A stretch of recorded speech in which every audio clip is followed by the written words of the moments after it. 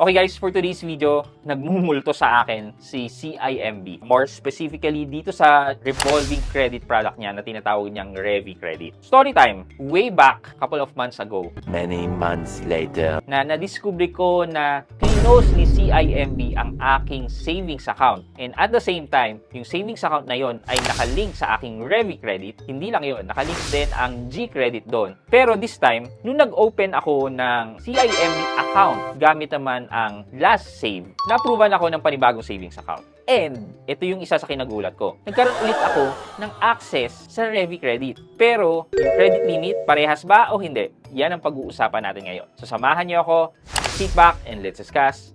Coming right up.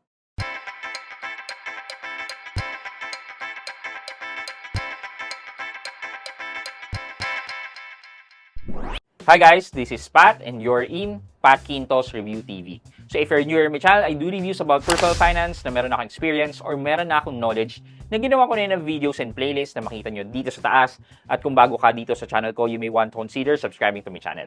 Okay, yeah. So, ganun na nga. Na-close lahat ng CIMB account ko. So, yung CIMB account nandun yung Revi Credit. And lately, nalaman ko na lang din na connected din yung G-Credit ko dun sa pangalan ko with my savings account kay CIMB. So, long story short, kala ko wala na. But then again, nung nagkaroon ng last save and nag-open ako ng account with Lazada via CIMB, yun, nabuhayan akong maglagay ng pera ulit kay CIMB. While hindi ko naman siya talaga ginagamit to the max, kasi ang ginagamit ko ngayon talaga ay sisibang kahit 4% na lang ang interest rate niya. Para kasi sa akin, mas convenient yun. Though your mileage may vary sa mga na-experience ko, pero mas panatag ako gamitin si Cbank. Though kinakalat ko naman yung online funds ko sa iba't ibang digital banks or online banks, and isa na nga doon si CIMB. Then, nakatanggap ako ng email message coming from CIMB, and ito siya. Ito yung sabi niya, "Hi Patrick, you have been pre-selected for our Revi Credit, a revolving credit facility for 0 pesos. Log into CIMB PH account now and apply for credit line and get instant approval." So, nung natanggap ko tong message na to, hindi ako masyadong na-attract kasi 0 pesos. But nagkaroon ng SMS naman din si CIMB na ito yung sabi niya, "Activate your Revi Credit line of 5,000 with a 5% monthly interest." Yan, download CIMB Bank. So, napaisip ako na baka 5,000 yung pre-approved na amount sa akin for Revi Credit. Though hindi siya ganun ka-attractive, pero sa ibang tao, feeling ko okay na rin naman to as a revolving credit. Parang G-Credit ang dating. Kasi ang binigay sa aking credit line ni Revi Credit before ay nagsimula ako around 30,000. And then,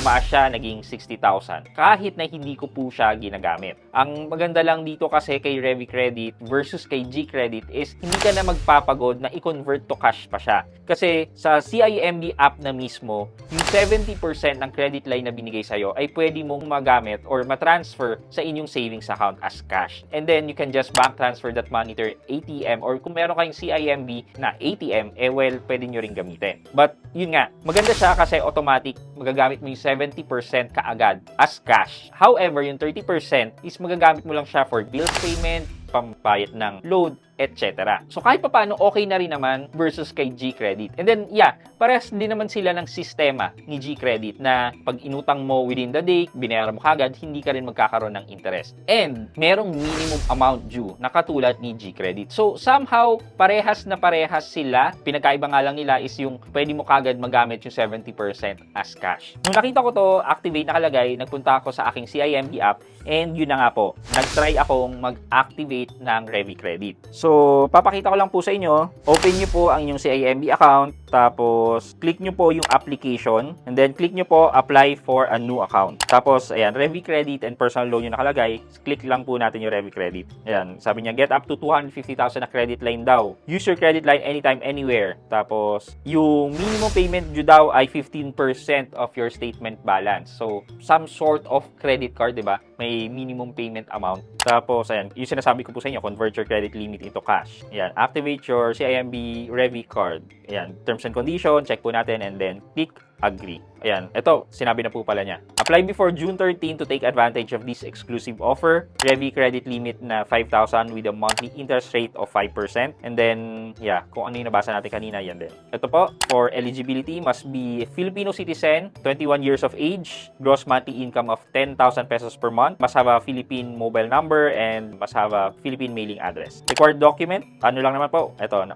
month payslip, certificate of employment, or BIR 2316. Nung nakita ko po to, sabi ko, dahil freelancer po ako, mukhang wala akong masasubmit. Kaya medyo hindi na po ako naging positive dito. Tapos, sinuloy ko pa rin po, the next page, ayan, enter your desired Revy credit. Hindi ko na po binago kasi baka ma-decline na po kagad or maghanap ng documents or what. Trinay ko lang po yung 5,000 na kung ano yung sinabi nila. Yan. And then, hindi ko po clinic yung optional credit life insurance. Tapos, tatanungin na po kayo ng home address nyo, yung employment details nyo, contact number. Then, pagka-click ko po ng continue dito, hindi na po siya naghanap ng kahit na ano sa akin. Ang kalagay na po dito, document is being reviewed. So, hindi na po ako hiningan ng financial documents. Yung 2316, 1 month payslip, and the certificate of employment. So, ito, document submission, review in progress, tapos nawala po siya. Tapos, as in, wala pa pong 1 minute, nagkaroon na po siya ng message na, congratulations, Patrick, we are pleased to offer you a Revy credit limit with the following terms. Yun nga, kung ano yung in-apply ko po. Then, billing end date ko na po ay every 14th of the month. Tapos, darating yung statement by 15. So, click natin continue. Tatanungin po kayo kung paano kayo magbabayad, kung manual ba or maging auto-debit. Ako po, nilagay ko na lang pong auto-debit. Yan, para just in case na gamitin ko, maglalagay lang akong pera sa aking CIMB account. Tapos, pwede na rin po i-activate yung ating virtual card na Visa. Yeah, so far, so good